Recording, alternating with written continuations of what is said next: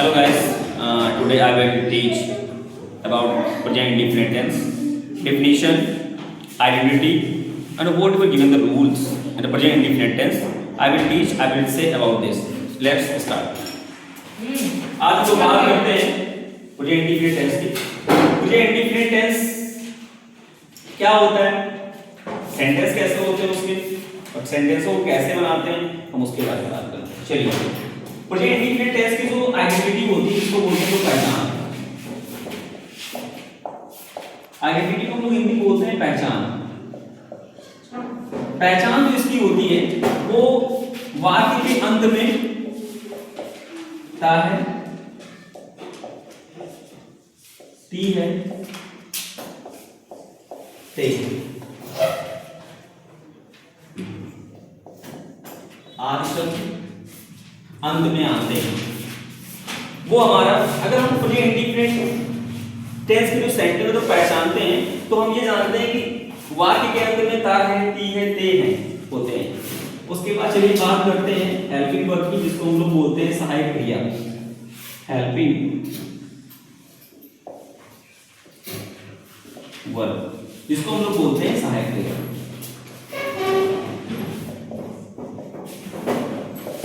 सहायक क्रिया होती है डू, डस. और इस चीज को समझना बहुत जरूरी है क्योंकि हम लोग बोलते हैं मैं जाता हूँ, वो खाता है, लिखता है, पढ़ता है, सोता है, नाचता है, गाता है. तो ये हम बोलते हैं हिंदी में. इंग्लिश में कैसे बोलेंगे इसके बारे में हम आज प्रेजेंट इंडेफिनिट टेंस को समझाते हैं. अब चलिए बात करते हैं कुछ नियमों की बात कर लेते हैं. जैसे कि प्रेजेंट इंडेफिनिट के जो भी अफर्मेटिव सेंटेंस होते हैं like the simple sentence. Simple sentences में क्या होता है कि जो हेल्पिंग वर्ब होती है हेल्पिंग वर्ब का प्रयोग नहीं करते हैं. सिंपल सेंटेंसों में क्या होता है जो सिंगुलर सब्जेक्ट होते हैं. सिंगुलर सब्जेक्ट समझ रहे हैं, singular noun singular subject, he she it any name. या फिर आप प्लूरल सब्जेक्ट की बात करें तो यू भी दे एंड आई. आई सिंगुलर भी होता है, प्लूरल भी होता है. चलिए हम बात करते हैं सिंगुलर सब्जेक्ट की बात कर लेते हैं.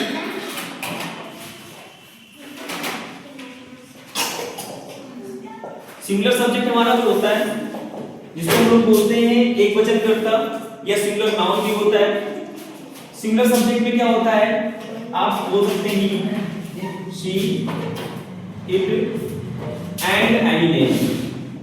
एंड एनी नेम मतलब ही मतलब बॉयज के लिए, सी मतलब गर्ल्स के लिए, इट मतलब क्या होता है नॉन लिविंग थिंग्स, नेचुरल या फिर इवन द नेचुरल, प्रकृति, बारिश होना, ओले गिरना, इस प्रकार से जो वर्ड्स होते हैं उनके इट का प्रयोग करते हैं. And any names. And any names मतलब कोई भी नाम, किसी प्रकार का भी कोई भी नाम हो सकता है. तो इस प्रकार से किसी भी नाम का हम यूज कर सकते हैं. किसी भी नाम का, राधा है, मोहन है, रमराज है, मेरा नाम हो गया, किसी का भी नाम रख सकते हैं आप. ठीक है. फिर उसके बाद हमारा आता है प्लूरल सब्जेक्ट. प्लूरल सब्जेक्ट में हम लोग बोल सकते हैं you, we, they and I. You को मतलब समझते हैं, तुम होता है, वी का मतलब हम होता है, दे का मतलब ये होता है, आई का मतलब मैं होता है. ये सभी जानते हैं, बहुत इजी वर्ड्स हैं. एक्चुअली होता क्या है जो हमारे प्रेजेंट इंडेफिनिट जो अफर्मेटिव या सिंपल सेंटेंस होते हैं जो हमारे सिंगुलर सब्जेक्ट के अंडरग्राउंड होते हैं, अंतर्गत आते हैं, उसमें हम लोग हेल्पिंग वर्ब का प्रयोग नहीं करते हैं. तो हम साफ साफ लिख लेते हैं सिंपल सेंटेंसेस में, सिंपल सेंटेंसेस में हेल्पिंग वर्ब का प्रयोग नहीं करते.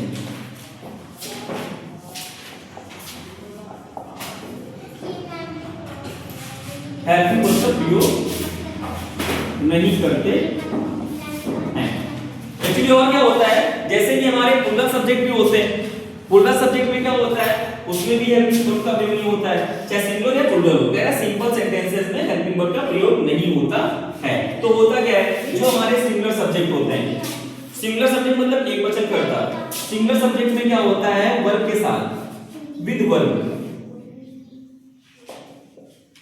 विद वर्ब, एस या फिर एस का प्रयोग करते हैं. और इसमें प्लूरल में क्या होता है इसमें सिर्फ वर्ब की फर्स्ट फॉर्म का प्रयोग करते हैं. प्लूरल में क्या होता है वर्ब की कौन सी फॉर्म होती है बेटा, फर्स्ट फॉर्म होती है. ये बहुत इजी है. चलिए यहां तक बात हो गई. अब कुछ हम सेंटेंसों की बात भी कर लेते हैं।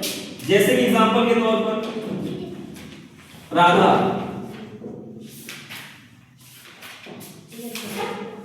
सोती है। राधा सोती है कौन सा सेंटेंस है? सिंपल सेंटेंस है। सिंपल सेंटेंस है नहीं आपका, राधा सोती है तो सिंपल सेंटेंस, तो मतलब बोल सकते हैं वो भी सिंगुलर सब्जेक्ट से है, तो राधा स्लीप होगा, लेकिन क्या करते हैं एस और ईएस का प्रयोग करना है, तो हो जाएगा स्लीप। राधा स्लीप, ये हमारा सिंगुलर हो गया, सिंगुलर सब्जेक्ट हो गया। अब हम बात करते हैं प्लूरल सब्जेक्ट में, सेंटेंस की बात कर लेते हैं। तुम गाते हो, तो तुम गाते हो तो बहुत इजी है, इसमें सिर्फ वर्ब की फर्स्ट फॉर्म का प्रयोग करना है, यू सिंग, इजी सेंटेंस हो गया, तो बहुत इजी सेंटेंस है। अब चलिए हम इसी तौर पे निगेटिव की बात करते हैं। निगेटिव में क्या होता है कि हम हेल्पिंग वर्ब का प्रयोग करते हैं। ये सिंपल सेंटेंस हो गए, हम निगेटिव सेंटेंस की बात करते हैं। निगेटिव जो सेंटेंसेस होते हैं जिसको बोलते हैं नकारात्मक वाक्य। निगेटिव सेंटेंसेस में क्या होता है कि हम हेल्पिंग वर्ब का प्रयोग करते हैं। तो हेल्पिंग वर्ब का प्रयोग कैसे करते हैं बता देते हैं आपको, बोल दीजिए। जो हमारे सिंगुलर सब्जेक्ट होते हैं,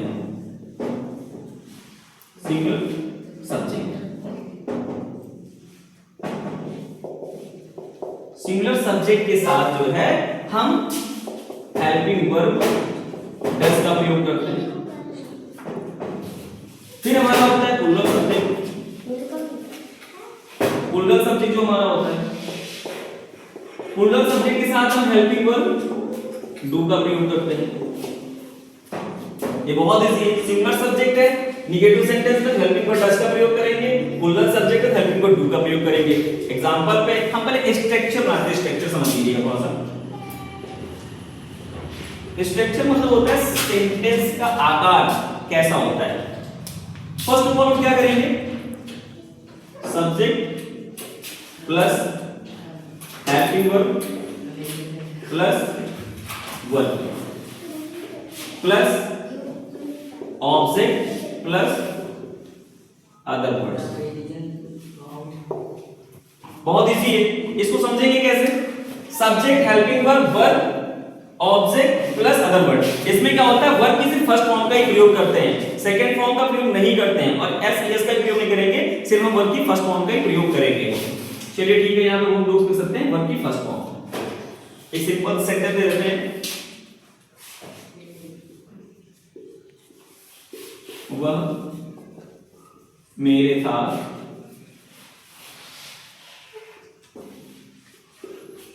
नहीं पढ़ती है।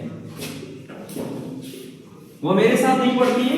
सी हमारा सिंगुलर सब्जेक्ट है, एक वचन, तो सी के साथ हेल्पिंग वर्ब किसका प्रयोग करेंगे, डज का प्रयोग करेंगे, तो सी डज। एक चीज और याद है, आपको ऑप्शन नहीं दे रखा है, नॉट है तो यहां प्लस का, निगेटिव है तो प्लस नॉट का प्रयोग करेंगे। वर्ब प्लस सॉरी यहां पे नहीं, हेल्पिंग वर्ब के बाद ही नॉट का प्रयोग करेंगे, ये ध्यान रखिएगा।